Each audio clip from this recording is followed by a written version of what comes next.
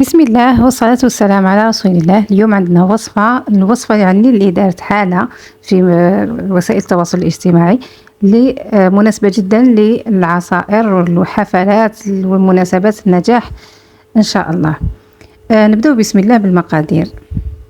عندنا 4 بيض ونص كأس سكر عادي، نطلعوهم بالباتور، يعني نخلطوهم جيدا حتى يضاعف الحجم تاعهم.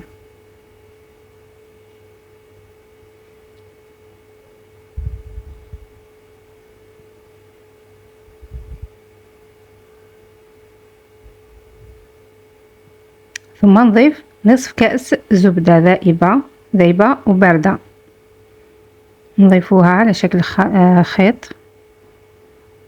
في نفس الوقت رانا نخلطو.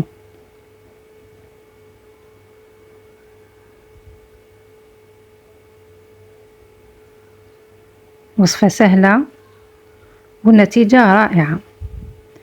ضفنا كأس من الفول السوداني محمص أو الكاوكاو محمص ومرحي، كأس من القفريط مرحي. من الأفضل تاخذوا اللي ما فيش الكريمة بزاف، يعني هذوك لي بروموسيون 13,000 ولا يعني يخيروا اللي ما فيش الكريمة بزاف يكون أفضل. نضيفوا 2 ملاعق كبيرة كاكاو بني أو حسب الرغبة، يعني تقدروا ديروا الأسود. كيس خميرة كيميائية تاع 10 غرام، ونخلط المكونات. يعني هذه الوصفة بدون فارينة، بهذه المكونات فقط جمعنا.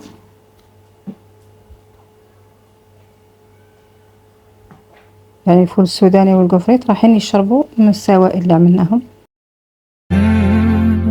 يا من صليت بكل الأنبياء، يا من في قلبك رحمة.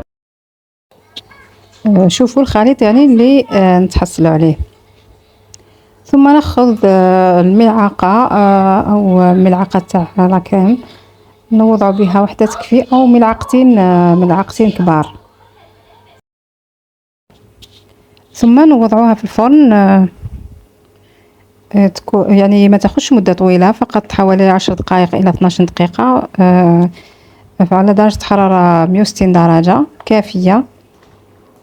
ولاحظوها يعني بالكوردون تقدروا تتأكدوا، أو موس تتأكدوا بلي طابت، يعني كل واحد بالنسبة كل واحد والفرن تاعو. ولاحظوا النتيجة كيفاش تكون، تجي هشيشة روعة. فقط بالنسبة لليمون دهنوهم بالزبدة ورشوهم بالفارينة باش ما يلصقولكمش. نتيجة روعة، حتى المذاق روعة. جربوها، يعني مكونات بسيطة والطريقة سهلة ما فيهاش تعقيدات. الآن دهنتهم أو شربتهم بطوفية كراميل، ضفت لها ماء ساخن وخلطتها مليح بالملعقة حتى ذابت كما راكم تشوفوا.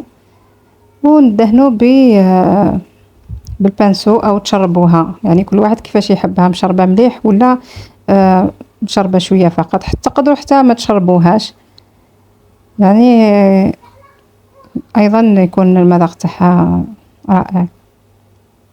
نكملوا الطريقة هذه. ثم خذيت الكاوكاو مطحون رقيق وجوزته على الأطراف، أطراف الحبة. ثم ضفت لها الكريمة من الفوق، يعني كريم شانتيي. درت كاس كريم شانتيي مع كأس حليب، وممكن يكون أقل، يعني أنتم ديروا كأس إلا ربع بالعقل باش تتأكدوا من السمك تاع، لأنه لا شانتيي كل مرة كيفاش تكون. إذا كفاكم كأس إلا ربع يعني كافي. ضيفوا له فقط شوكولا نوتيلا ولا كاكاو بودرة، وخلطوه مليح يعني باش تاخذ ذوق الشوكولاتة. والتزيين أمامكم، يعني النتيجة اللي تحصلنا عليها نتيجة ولا أروع. جربوها.